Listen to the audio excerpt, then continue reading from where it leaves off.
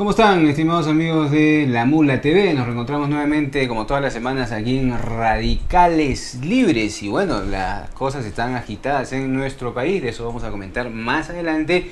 Pero ahora queremos tratar un tema muy importante que tiene que ver con un país, Venezuela, sobre el cual la información llega a veces de manera media sesgada. Y por eso hemos invitado al doctor José León Uzcategui. Él es director de investigación y docencia en el Ministerio de Salud y Desarrollo Social allá en Venezuela. José, ¿cómo estás? Muy buenas tardes. Gracias por estar aquí con nosotros esta tarde. Muchísimas gracias a La Mula TV y a tu invitación, hermano, de Radicales Libres. Ya teníamos noticias de excelente programa y de excelente iniciativa de ustedes. En Venezuela tenemos ya más de 100 radios comunitarias y 5 televisoras comunitarias que seguramente forman parte de un esfuerzo similar al que ustedes están adelantando. Cuéntanos un poco sobre eso, José, antes de ir al tema de salud, porque justamente lo que se señala aquí en el Perú es que prácticamente en Venezuela no hay libertad de expresión y información. Y tú ahorita nos dices que hay toda una alternativa informativa. Bueno, eso es la campaña que en todo el continente y a nivel mundial existe por parte no de los medios de comunicación, sino de la desinformación institucional producida por los medios privados que han intentado hacer de la información una mercancía más. Venezuela probablemente es el país con más libertad de prensa y más libertad de información del mundo. Quien quiera saber sobre la libertad de información en Venezuela basta que vaya a nuestro país y en lo que durante 2 o 3 días pueda mirar la prensa, la televisión, la radio, se dará cuenta que no hay ningún tipo de limitación de ninguna naturaleza. Más bien algunos intelectuales y personas que han estado en Venezuela han dicho que hay un abuso en la libertad de información porque cualquier persona, nacional o extranjera, puede decir cualquier cosa en contra del país, del presidente, con la más absoluta libertad, diciendo que no hay libertad. Y de otra parte, se han creado en Venezuela ya, la última información, 164 radios comunitarias y hay 7 televisoras igualmente comunitarias que son manejadas con absoluta autonomía por los consejos comunales, los grupos comunitarios, la sociedad civil, y donde ciertamente el gobierno da un apoyo, pero que de ninguna manera las compromete, las hipoteca, las limita en la absoluta libertad que tienen para expresar sus puntos de vista. Muy bien, José, creo que ese punto era importante, escucharlo desde la experiencia venezolana, porque en el país está también la otra manera de informar sobre ello. Pero ahora, José, convérsanos un poco sobre este programa, no sé si es exactamente llamarlo así, emblema de el gobierno de Hugo Chávez y que tiene relación con la salud, que se llama Barrio Adentro. ¿Qué es exactamente el programa? O quizás nos puedes comentar cómo influye esto en el derecho a la salud allá en Venezuela, si es que se han cumplido. Entendemos también que obviamente es un proceso largo, todavía las expectativas de la gente y la organización del sistema, su financiamiento, etcétera, tiene dificultades. Pero ¿en qué están ustedes allá? Barrio Adentro es la manera como el presidente Chávez y por supuesto el alto gobierno venezolano decidieron, ante un hecho que se vive en muchos de nuestros países, que es un Ministerio de Salud heredado de los gobiernos anteriores, absolutamente ineficaz e ineficiente. El presidente, yo estuve en ese momento en el cual el presidente hizo un diagnóstico del sector salud, apoyado en los informes técnicos, y se llegó a la conclusión que no era posible desde el Ministerio de Salud impulsar la reforma. Ya la Constitución de la República Bolivariana de Venezuela establecía impulsar el sistema público único nacional de salud. Pero lo que tú dices es sobre la base de la organización. ¿En qué año fue que se dieron cuenta que sobre ese ministerio que tenían no se podía hacer la reforma? En el año 2002. Habíamos comenzado con hacer algunos cambios desde el Ministerio de Salud. Sin embargo, la burocracia, la corrupción, la ineficacia y la ineficiencia llevaron a esa conclusión y se plantea buscar médicos venezolanos que pudieran intervenir directamente en las comunidades. En ese momento yo ocupaba el cargo de director del Ministerio de Salud y se hizo un llamado para que participaran 200 médicos venezolanos. Sacamos la lista por la prensa de un llamado a concurso y se les iba a pagar el doble de lo que se le paga a un médico común y corriente. Se presentaron 36 médicos solamente. Sí, solo 36 para 200 vacantes se presentaron. ¿Y por qué si se les iba a pagar el doble? Porque se les pedía que vivieran en el barrio, que prestaran servicio las 24 horas, que compartieran con la comunidad. De los 36 que se presentaron cuando les dimos los detalles, solamente 6 estuvieron dispuestos a quedarse para hacer una prueba. Y de ahí es donde viene la iniciativa de traer a los médicos cubanos. En ese momento se plantea, bueno, si los médicos venezolanos no quieren ir a vivir con los pobres y tener allí sus consultorios del gobierno, entonces se le pidió al gobierno cubano y hubo un acuerdo del presidente Chávez con el presidente Castro y vinieron los primeros 600 médicos cubanos. 600 es... En un año ya habían 2.000 médicos cubanos y ya en este momento hay 36.000 profesionales de la salud, de los cuales hay 24.000 médicos cubanos. Pero es un ejército de médicos, pero eso me imagino que ha generado resistencia. Acá se habló en un momento también de traer médicos y ya saltaron hasta el techo, pero ¿qué cosas positivas y qué cosas negativas puede traer la incursión de toda una fuerza laboral en un sistema? El impacto ha sido extraordinario. Ya al principio, cuando se inició este programa, los médicos cubanos vivían en casas de familia. La comunidad se entusiasmó muchísimo y sigue muy entusiasmada y les abrieron sus puertas. De manera que en 2.000 casas de familia en distintas partes del país se instalaron los médicos cubanos. Eso significaba que una persona que vivía en un barrio, que nunca había tenido un médico cercano, podía contar con un médico 24 horas al día. En la mañana pasa la consulta, en la tarde va a visitar la familia a su casa, se le dan los medicamentos gratuitos y se fue incrementando progresivamente, de manera que en este momento ya hay 10.000 consultorios populares en toda Venezuela, pero no solamente eso, sino que se abrió una carrera de estudios de medicina, de pregrado y de posgrado. Ya se han formado 3.000 médicos con posgrado de medicina familiar. Esos son venezolanos, esos médicos. Que son venezolanos, de medicina general integral. ¿Y quién les paga a los médicos cubanos? Es un pago que tiene dos componentes. El pago directo al médico cubano para sus gastos básicos de manutención y el complemento, que es un cambio de petróleo por gastos en salud. Con el gobierno cubano. Claro. Y se abrió una carrera de medicina con 22.000 médicos integrales comunitarios venezolanos, que ya este año se graduaron los primeros 8.000 médicos venezolanos en la carrera de medicina. Ahora, ¿y eso cómo engancha? Porque claro, si el médico tiene un consultorio, perfecto, pero es una atención, digamos, primaria, de alguna manera. ¿Cómo engancha eso si es que ya hay una patología, digamos, que requiere un tratamiento, una intervención quirúrgica, lo que fuese? ¿Eso tiene un canal ya establecido para que vaya a un centro de mayor complejidad, etcétera? ¿Cómo es eso? Ese es el primer nivel de atención de la atención primaria en salud. Y ese primer nivel de atención tiene un segundo nivel de atención y un tercer nivel de atención. El segundo nivel de atención son los centros de diagnóstico integral, atendidos por médicos cubanos y venezolanos. Allí se atiende con especialistas y se atiende cirugía menor. ¿Todo el primer nivel de atención está en manos del barrio adentro o hay otro nivel que está conviviendo todavía? El primer nivel de atención tiene barrio adentro y el sistema tradicional. Ya. Solo que el primer nivel de atención está en este momento cubierto casi totalmente por estos 10.000 centros que son consultorios populares y donde además se ha incorporado odontología, oftalmología, por supuesto hay enfermeras, hay promotores comunitarios de salud, de manera que no es solamente un médico, porque el propósito es... Pues ya tienen una pequeña infraestructura, digamos.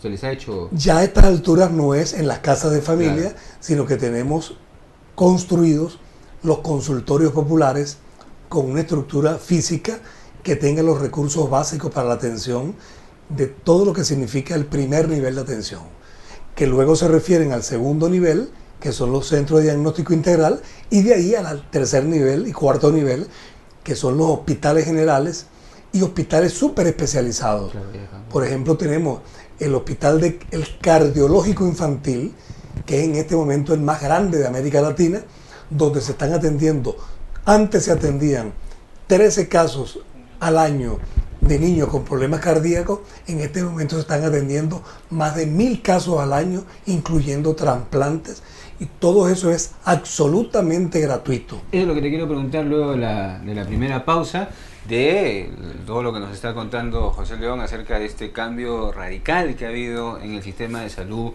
venezolano, pero esto tiene implicancias en el financiamiento, en la tecnología, en el aseguramiento, etcétera. En la segunda parte, José León nos va a contar cómo se está organizando el sistema de salud venezolano luego de Barrio Adentro, que ya tiene casi 10 años. Volvemos tras la pausa.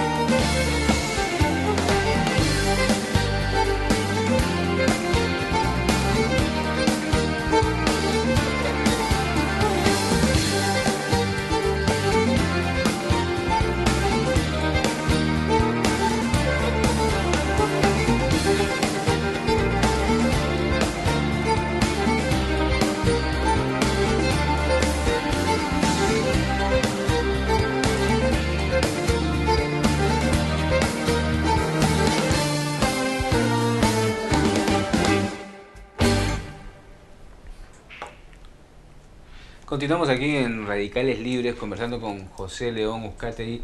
Él es médico, ¿eres José? Médico, psiquiatra, Médico, y psiquiatra. del doctorado de Ciencias Sociales. Ya. Soy coordinador del doctorado. Ok, porque estuvimos en Uruguay la semana pasada con José y con cantidades, más o menos 700, 800 personas de toda Latinoamérica y del mundo en el 12º Congreso Latinoamericano de Medicina Social y Salud Colectiva. Aquí está el afiche para que lo puedan ver un poquito. Ahí está. ALAMES, la Asociación Latinoamericana de Medicina Social y Salud Colectiva, en donde se debatieron una serie de temas de cómo está la salud en el mundo, y por eso lo de Barrio Adentro es interesante comentarlo ahora que estamos en un proceso de reforma aquí en nuestro país. José, nos habías contado ya cómo había sido el origen de Barrio Adentro, etcétera, qué implicaba, pero ahora viene el otro asunto, que es lo que está detrás, ¿no? ¿Cómo se organiza esto para que pueda ser sostenible, financiado, etcétera? Y mi pregunta sería, ¿cómo es este sistema de salud en Venezuela? ¿Barrio adentro? ¿Atiende a los pobres únicamente? ¿Hay distinción entre pobres y no pobres? ¿Hay una seguridad social? ¿Los privados cómo están? La meta que nos hemos propuesto está establecida en la Constitución y es la creación del sistema público único nacional de salud universal y gratuito. Esa es la aspiración. Esa es la aspiración. Y se han venido dando pasos para lograr ese objetivo, de manera que en este momento todavía coexisten el sistema público con la seguridad social, con el sistema privado. Entre ellos hay una interrelación. Por decisión del Ejecutivo, el sistema de la seguridad social atiende absolutamente a toda la población. ¿Cuántos millones son ustedes? Somos 28 millones de habitantes. Más o menos como en Perú. ¿Y en la seguridad social cuántos están? En la seguridad social hay unas 6 millones de personas, porque buena parte del sector que podría abarcar la seguridad social es de la economía informal. Y recientemente se acordó que también la economía informal pueda tener seguridad social. Sin embargo, vamos hacia la integración de la seguridad social con el sistema público. Es importante comentar que cuando comenzó nuestro gobierno revolucionario, el 3% se invertía del Producto Interno Bruto en salud.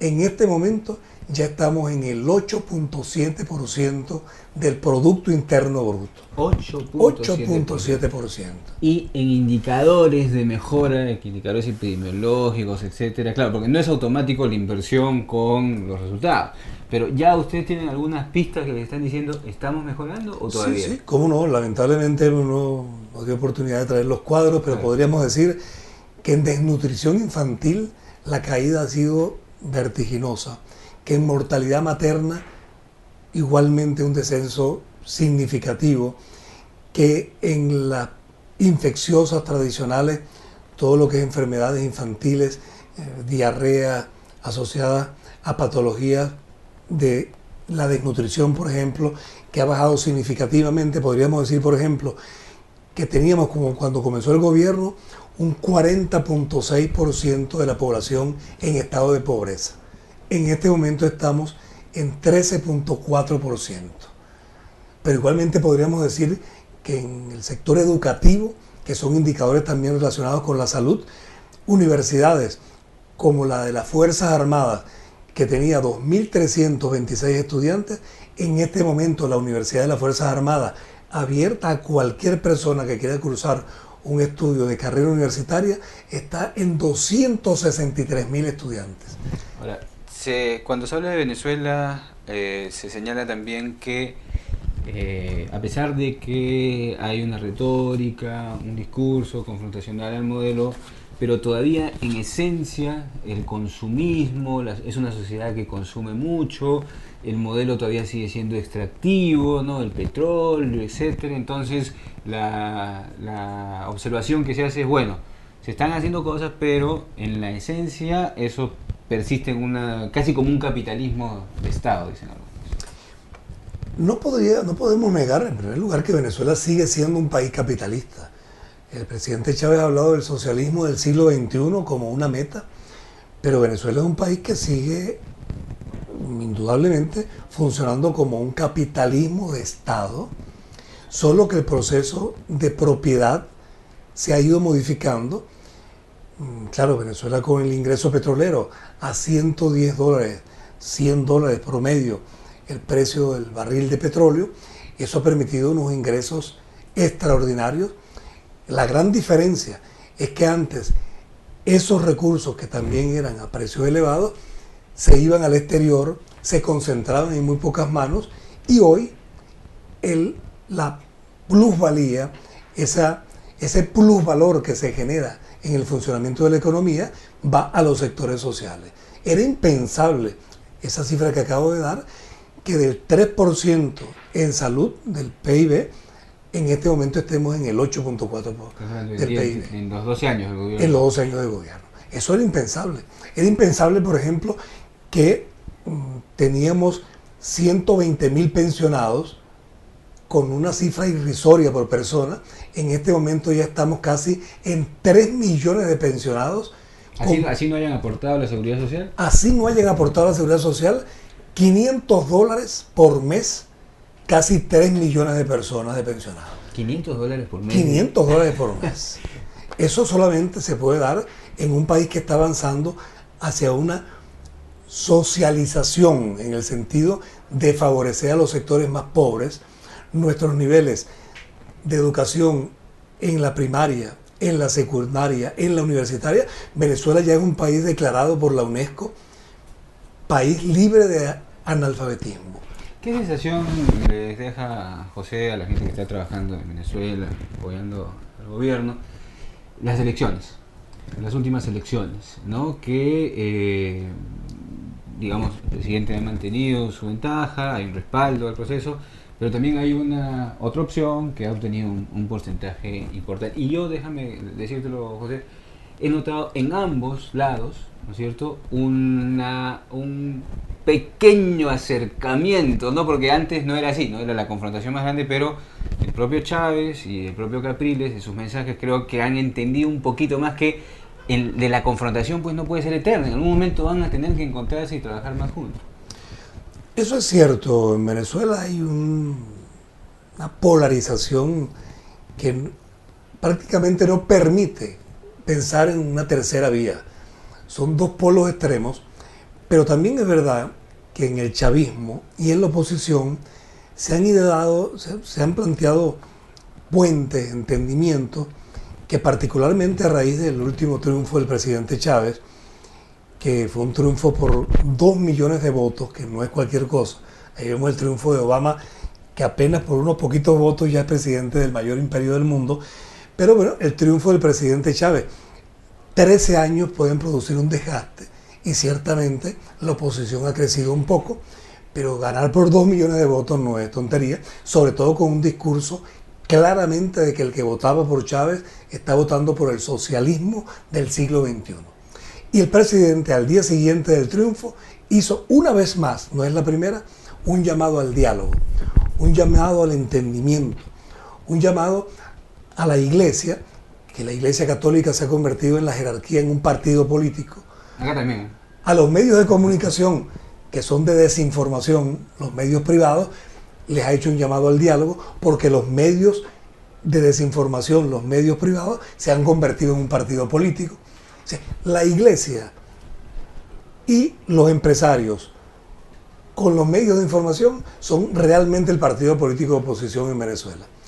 Pero ha ratificado el presidente un llamado al diálogo, a asumir juntos temas como el de la violencia, temas como el desempleo. Sin embargo, el desempleo ha bajado al 8%. Cuando comenzamos estábamos en el 18%.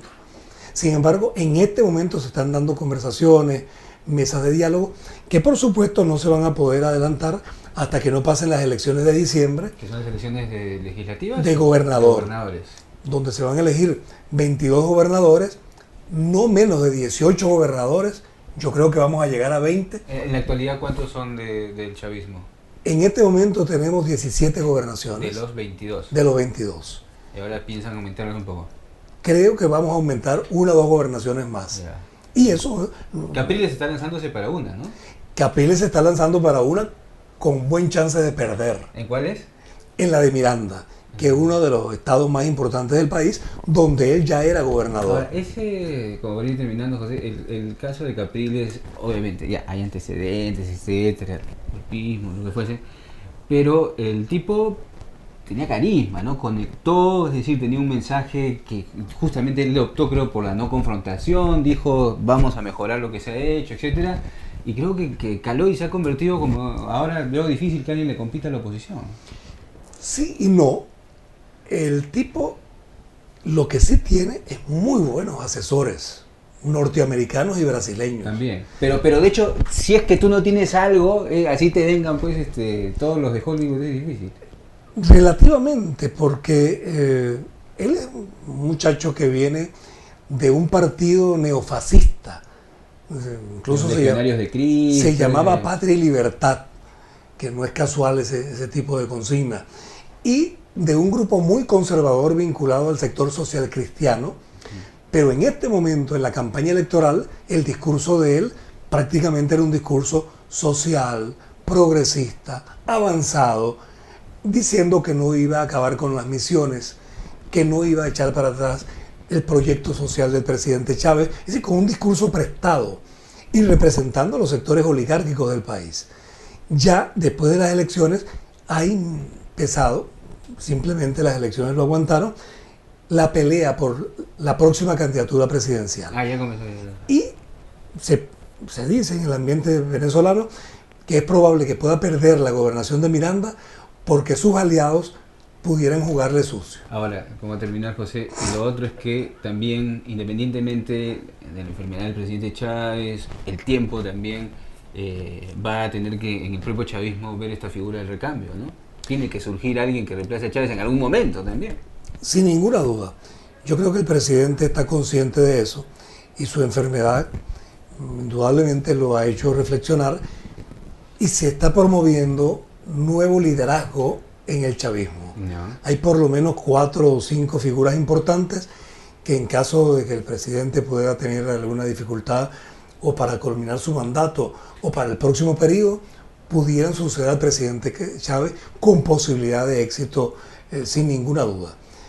Bueno, José, te agradecemos muchísimo esta conversación que ha pasado por el tema de la salud, pero que ha derivado en el asunto central de la configuración política de Venezuela, porque como te comentaba al inicio, mi intención es justamente que los televidentes, la gente que nos va a ver en internet, en YouTube, en todas partes, pueda tener no solamente lo que dicen los medios de nuestro país, que como sabemos tienen una orientación, sino a los actores del proceso, a los actores que respaldan al presidente Chávez y al gobierno que allá se ha iniciado. Un minuto para tu reflexión final, José. Mi comentario final es que el proceso venezolano está acompañando a los países que en el continente se han convertido en una referencia para todo el mundo. Yo estuve recientemente en Francia, tuve oportunidad de estar en España y hay que vivir lo que están en esos pueblos padeciendo para darse cuenta, además como referencia, cómo nuestros países desde América Latina se han convertido en una referencia para el planeta. En África, en Asia, en Europa, se oye hablar del bolivarianismo, se oye hablar de los países que en el continente están adelantando una respuesta frente al coloso del norte, pero ya China dentro de 15 años seguramente desplaza a Estados Unidos como potencia mundial y no tenemos duda que, como dice esa consigna, la espada de Bolívar camina de nuevo por América Latina. Así es que bueno, desde Venezuela un abrazo fraterno y nos ponemos a tu orden. Perfecto. Ante ustedes, ante la Mula TV, ante Radicales Libres, para desde Venezuela, en el momento que ustedes lo estimen conveniente, por la vía que sea pertinente, podamos darle la información y los aportes que ustedes puedan requerir. Muchísimas gracias. José, ha sido José León Uzcategui que nos ha comentado sobre el proceso de la salud en Venezuela, pero también sobre el proceso político, para que todos nosotros saquemos nuestras propias conclusiones acerca de lo que se vive en el país hermano de Venezuela. Hacemos la pausa y vamos a conversar con el congresista Juan Pari sobre el tema de Tacna y el agua. ¿Qué está pasando con la distribución del agua, la minería y las otras actividades extractivas? Lo vamos a saber tras la pausa.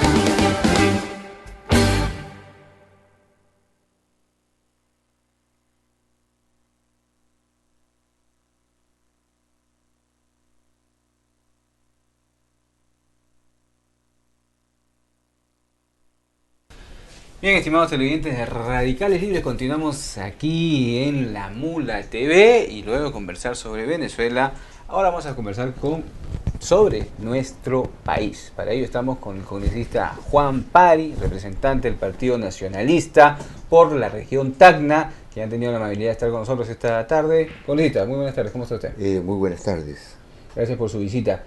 Y bueno, usted está impulsando el debate sobre la gestión del recurso hídrico. En los últimos tiempos hemos tenido problemas gravísimos justamente por el debate entre la minería y el agua, que todavía no se han resuelto. ¿Qué es lo que ustedes están trabajando en el Congreso, en la Comisión Agraria? Bueno, el tema del agua es un tema crítico y se prevé que los grandes conflictos van a estar alrededor de este recurso que es estratégico para la vida. Ya están, digamos. Claro, ya están. Pero sin embargo, si vemos nuestro país, cómo están destruidas las grandes cuencas, tenemos un porcentaje altísimo que se va al Atlántico, sobre el 97% de todos los recursos hídricos que tiene el país, en términos superficiales, que se va al Atlántico. Lo poco que se queda en el Pacífico, el 53%, se va al mar. O sea, se va al mar sin ningún criterio. El 53% de todo el agua que cae hacia el Pacífico se va al mar. ¿Sí? Entonces, y eso es información así. El 47 lo usamos, digamos. 47 lo usamos. Ahora, mira, 56% que se va al mar, eso ya es un indicador de que no hay una política de conservación y de retención de agua para periodos críticos.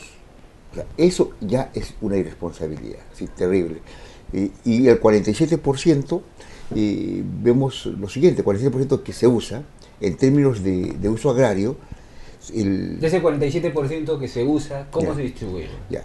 Un 80% va para el sector agrario y un 20% para otros usos. Otros usos que son uso humano y otros. Claro, eso sí es información de la ANA. Ahora, el tema es el siguiente: de lo que se usa para riego, el 95% se usa pero bajo un sistema tecnológico atrasadísimo por la negación. Y un 5% está basado en tecnología de punta. O sea, un 5% bueno, hay tecnologías de riego. O sea, estos sistemas que son antiguos nos están haciendo perder agua. Así es. Entonces, ¿cuáles son las políticas que se plantea o se desarrolla en relación a la promoción, por ejemplo, del uso de riego tecnificado? ¿Y hay políticas en el Ministerio de Agricultura? Yo encuentro todavía muy tenue en este momento, y me parece que es un avance a pesar de la lentitud de que se formen, por ejemplo, los consejos de cuenca para poder ver la racionalidad y la gestión del uso del agua. Pero va por un paso lentísimo. Solamente ¿No hay consejo de cuenca? Solamente hay 2 en el país. ¿Dos? 2. ¿De qué río? Ya, yo sé que está uno en Piura y otro tengo entendido, que aquí tengo el dato, en Lambayeque. Ahora, ese es un tema clave porque desde la época de los incas y de antes siempre es la disputa porque quién es el dueño del agua o quién la puede usar, porque eso va bajando, ¿no es cierto? Entonces el que está más abajo es el que al final, digamos, el más débil, porque los que están arriba pueden utilizarla, cortarla, dirigirla. ¿Qué criterios se tendría que utilizar ahí? Ahí hay un tema. La ley está establecida. El tema es de que está entrampado, y cuando la práctica se entrampa, quiere decir de que hay temas que hay que cambiar en la norma. Por algo se está entrampando. Y lo que he podido observar, el tema de conflicto, es que cómo se gestiona la cuenca y cómo se distribuye la toma de decisiones. Por ejemplo, en este momento, los que son de cabecera de cuenca tienen poca participación, y a pesar que su aporte es fundamental dentro de la cuenca en términos de la gestión. Entonces empieza el tema de conflicto. O sea, no se está tomando en cuenta la gestión por el lado del aporte a la cuenca y no se está tomando la gestión por el lado del uso de la cuenca. Solamente se considera el marco territorial, cómo se configura territorialmente la cuenca. O sea, ese es un tema que está trayendo problemas en muchos intentos de conformación de cuenca. Como digo, o sea, desde se dio la norma hasta ahora solamente hay esos 2 consejos de cuenca. Es fundamental. Si el consejo de cuenca no se arma, hay que superar ese término legal. Es un tema que hay que... ¿Y el consejo de cuenca está adscrito al ministerio? ¿Quién lo preside? ¿Cómo es la figura? Bueno, en el consejo de cuenca, en primer lugar, participan todos los que hacen uso. O sea, no es solamente agrario, implica otro tipo de usos, o sea, uso energético, uso inclusive minero, uso poblacional, implica varios niveles de participación. El tema es que cómo se concibe la participación y la representación para la gestión. ahí empieza a haber los líos y cómo se empiezan a mover los intereses en relación a la Claro, gestión ¿qué del peso buen tienen en las decisiones? ¿No es cierto? ¿Quién tiene más peso? Claro. ¿Por qué tiene más peso Ya, alguien? ya, y el tema gravitante, y a la cual es importante decir al país, es que las cabeceras de cuenca, que es donde se da la recarga del acuífero, y que de ahí, a partir de eso, empiezas a alimentar todo el proceso, toda la cuenca, es la que menos importancia se le da, en términos de participación en la gestión y en términos de políticas. Al final de cuentas, son espacios que se han sido excluidos de la política nacional y con ciertos criterios, o sea, son espacios donde, primero, poca población, entonces políticamente no importa, electoralmente no tiene mucha importancia, y entonces han sido excluidos de la política nacional.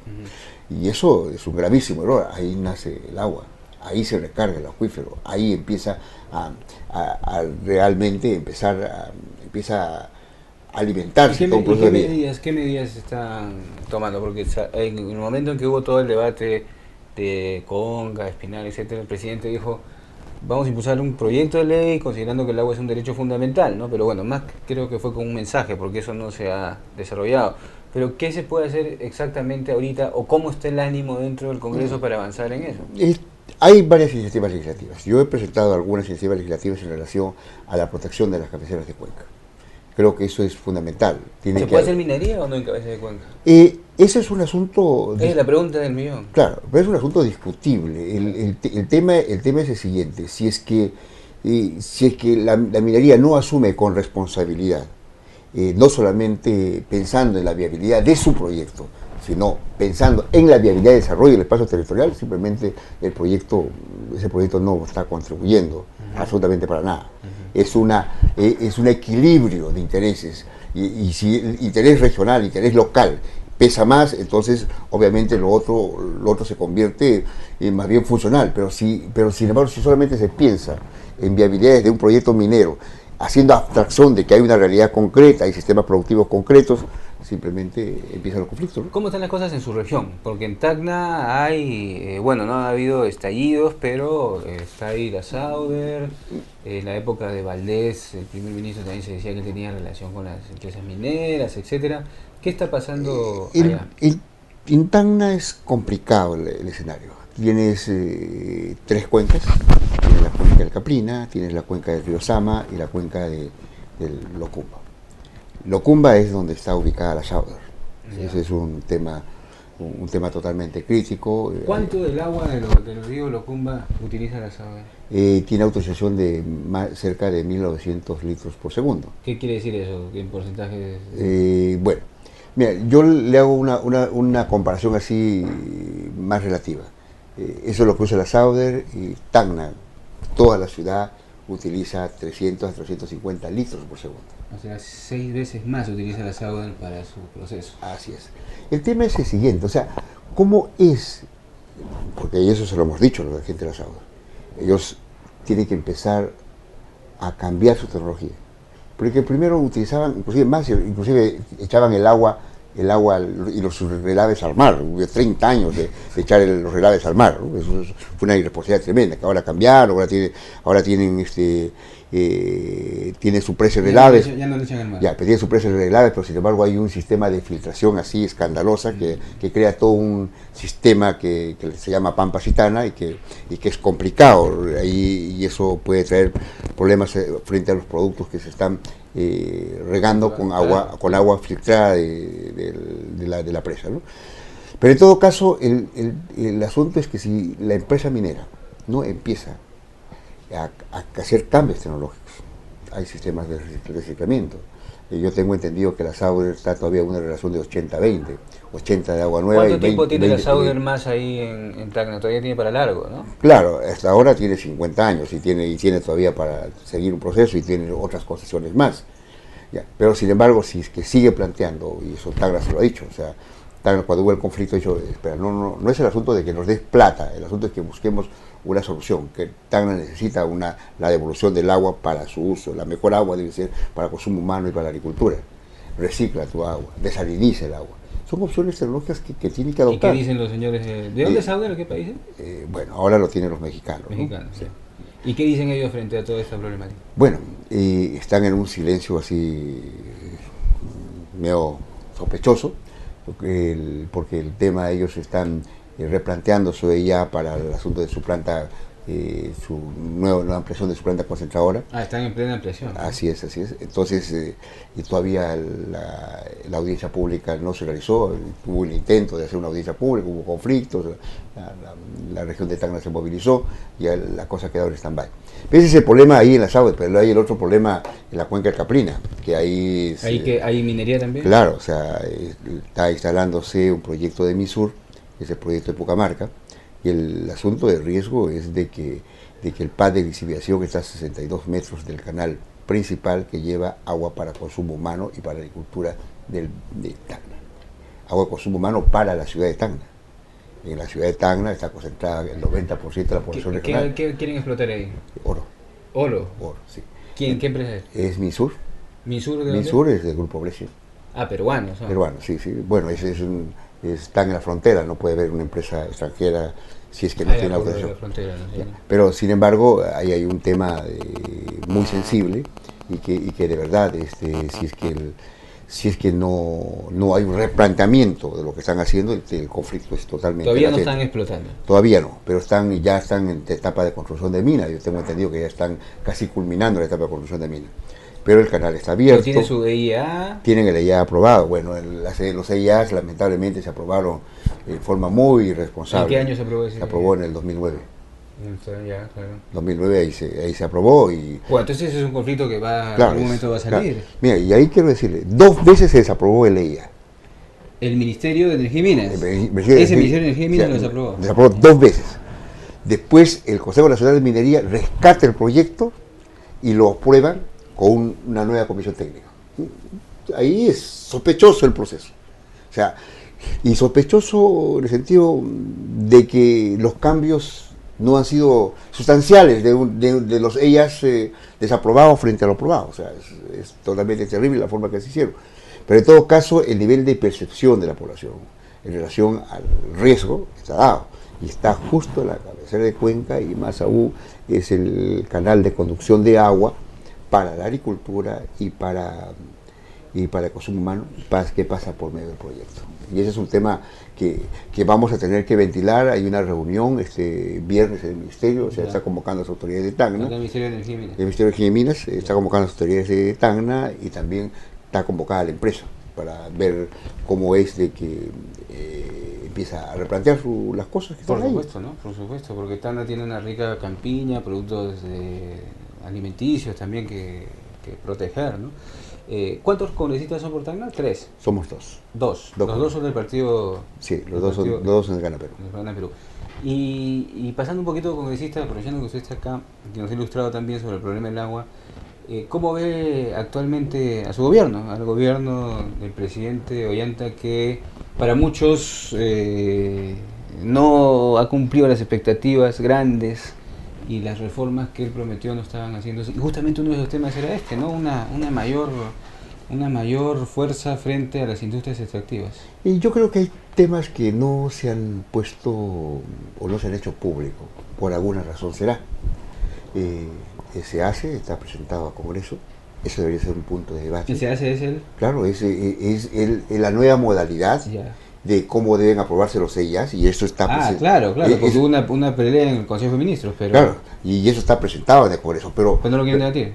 Pero ahí es un tema, o sea, no solamente es el debate en el Congreso, es el debate público. Y va a estar y la idea es que esté en el Ministerio de Ambiente, y no en el Ministerio de Energía y Minas. Así es, y ahí hay varios elementos, porque con lo de LIA implica un montón de situaciones, no es solamente la evaluación que puede hacer un equipo técnico, es ver cuál es el nivel de participación de las poblaciones locales en relación a la población de LIA, cómo es de que los elementos o los factores que se utilizan dentro de LIA son analizados correctamente e involucrados dentro de los sistemas productivos, porque lo que ahora existe, por ejemplo, dice composición florística, estas son las plantitas y punto, desarticuladas de la realidad y desarticulados de los procesos productivos, o sea, no te ayuda. O sea, ¿usted cree que de todas maneras el presidente en ese asunto todavía tiene la intención de ordenar el...?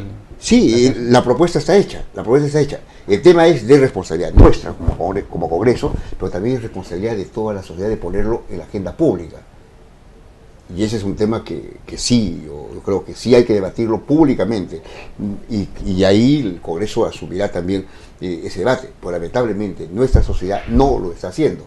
Tienes el informe multisectorial que tiene que ver sobre el informe de las industrias extractivas. Hay un informe ya trabajado. ¿Trabajado dónde? ¿En el Congreso? No, trabajado a nivel del Ejecutivo. Ya. ¿Ya? Pero también igual, o sea, suceden tantas cosas y solamente se empiezan a difundir ahí la parte anecdótica, los sinsabores que existen por allá o los elementos conductuales, pero los elementos centrales que están trabajándose y se están poniendo... Y en el Congreso, cuando ustedes dicen eso, ¿de quién depende que se ponga eso al debate? Porque están con el defensor del pueblo hace un año, no pueden elegir al defensor. Está debates pendientes tan importantes. Ustedes como bancada, ¿quién es el que está ahí encabezando los Delgado, no es cierto? Claro, Jaime Delgado es nuestro vocero, pero va mucho más allá del asunto. Es una reunión de los portavoces. Claro, ¿no? la agenda se determina en el Consejo Directivo y es una voluntad política del conjunto de fuerzas que están ahí. Pues sin embargo, no solamente hay que mirar, como le digo, el Congreso, hay que ver cómo los temas entran en la agenda pública. Entonces, y ahí creo que los medios de comunicación tienen un rol importante. A veces nos desviamos por elementos coyunturales. Y todo claro, o sea, ¿qué cosa es el debate?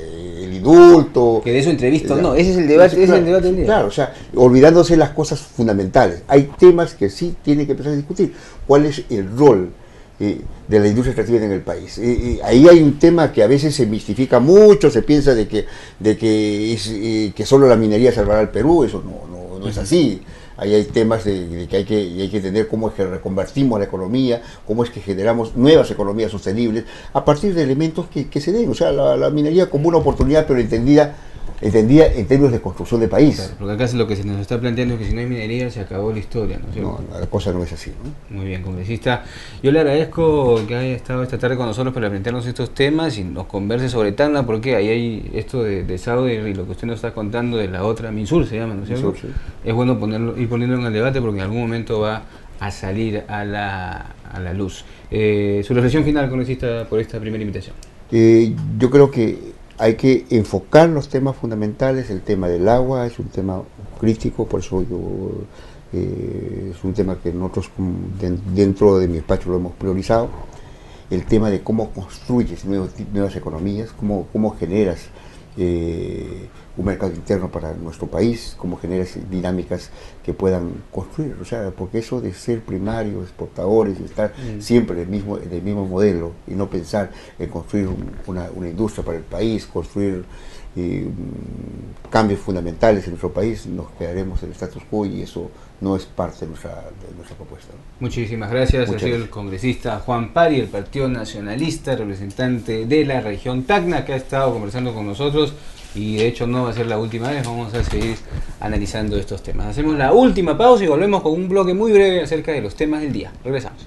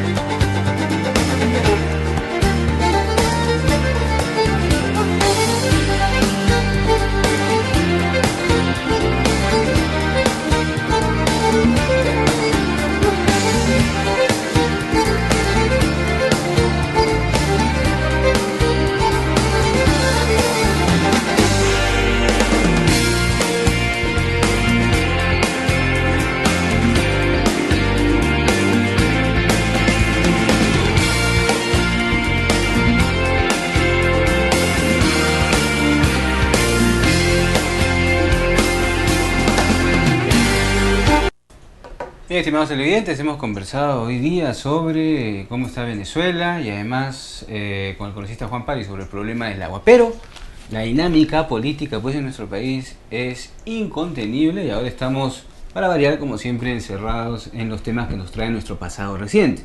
Pasados 20 años de la captura de Ismael Guzmán, Sendero Luminoso sigue muy presente en la agenda política y lo que ha quedado claro es que Movadef, que es el brazo político de Sendero, está muy bien organizado, no solo en las universidades, en las regiones, sino que tiene contactos en el exterior. Lo que demuestra pues que habíamos vivido en una burbuja en la cual se nos había presentado el triunfo fujimorista sobre Sendero Luminoso como algo ya que no tenía, que era irreversible. No, la cuestión no se ha resuelto del todo. Hay que, creemos de acá desde Radicales Libres, incorporar en el debate todas las posibilidades, por lo menos de análisis, y no cerrarse a ninguna. Todos conocemos que fue Sendero Luminoso en nuestro país, un movimiento terrorista, genocida, que masacró a líderes sociales, a comunidades campesinas, etc. Eso está fuera de discusión. Pero el asunto es cómo resolvemos este entrampamiento que está ligado por el otro lado a el autoritarismo y la dictadura fujimorista. Es paradójico que luego de 20 años estos dos actores sean los que concitan la atención de la opinión pública, en el extremo, por un extremo Sendero Luminoso, izquierda fundamentalista, y por el otro extremo Fujimori, la derecha, también la ultraderecha, haciendo todo el esfuerzo posible para que Fujimori salga de la cárcel y se dedique a hacer política como él quiere. Y este hecho de la entrevista solicitada por radioprogramas del Perú y que el INPE ha decidido no concedérsela, trae los recuerdos de aquella época en lo que los medios se jugaron por la dictadura fujimorista, ¿no? Es realmente, como periodista, vergonzoso ver cómo se está comportando los radioprogramas en este asunto. Yo particularmente, como dice la ley y como dice Ronald Gamarra en su columna, en su opinión de hoy, no habría prohibición para que alguien que no está en un régimen especial dé declaraciones. Eso lo dice Ronald Gamarra, de que nadie tiene ninguna duda de su orientación y de su combate a la corrupción fujimorista. El asunto es quién hace la entrevista. Yo estoy seguro que hay una larga lista de solicitudes para entrevistar a Fujimori. Y en este caso, RPP está funcionando, creo yo, como un eco de todo el entramado que hubo en la década de los 90, y recordamos pues que este radio estuvo también muy orientada, comprometida, creo yo, con la orientación montesinista y todo lo que había detrás, compra de medios y todo ello. Es decir, estamos todavía pendientes de estos 20 años que no nos dejan alzar el vuelo hacia una reconciliación nacional real en la cual los derechos de la gente sean lo principal, los derechos universales, la salud, la educación, la vivienda, la alimentación, etcétera. Como decía el congresista hace unos instantes, estamos pues en el Instituto de Fujimori, en su entrevista, en lo que fuese.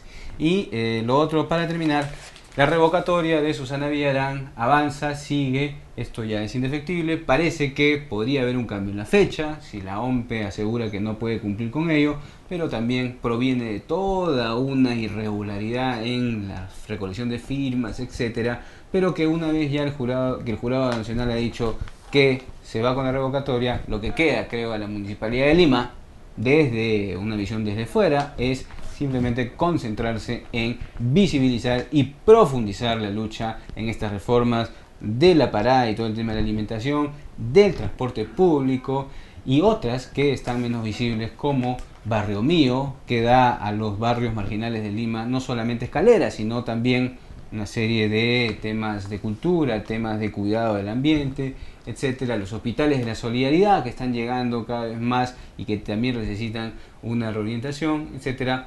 Es lo que se tiene que hacer en estos 3 meses, que vamos a tener un verano electoral y un verano, como en todas las elecciones de nuestro país, tremendamente polarizado por el tema de Lima, por el tema de Movadef y por el tema de Susana Villarán, lo cual para los que hacemos prensa es ciertamente una delicia. Por temas no nos quedamos aquí en nuestro país. Nos reencontramos en la próxima edición de Radicales Libres aquí en La Mula TV. Chao.